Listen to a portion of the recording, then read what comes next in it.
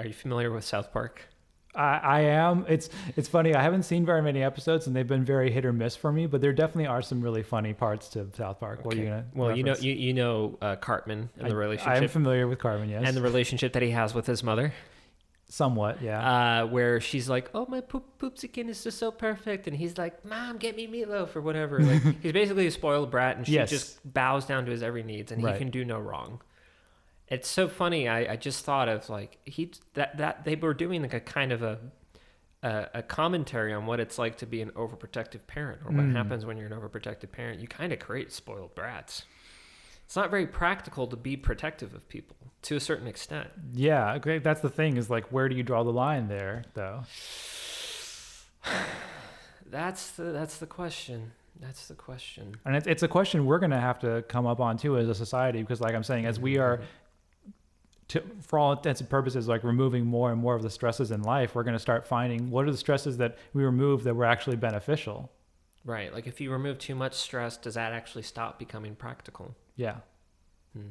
So I guess a form of practical intelligence would be finding a way to make sure that you do have some element of stress in your life.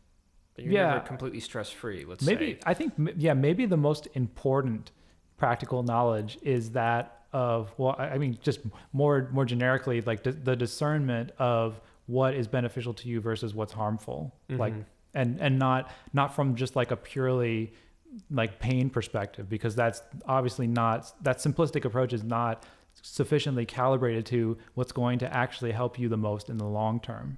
Right. It's not going to take into account like the situations we talked about before, where you need to sacrifice like the present pleasure in certain situations in order to achieve like future pleasures. Yeah. Future pleasures are just future lack of pain, even. Yeah, or at best avoiding pain, or at minimum avoiding pain. Right.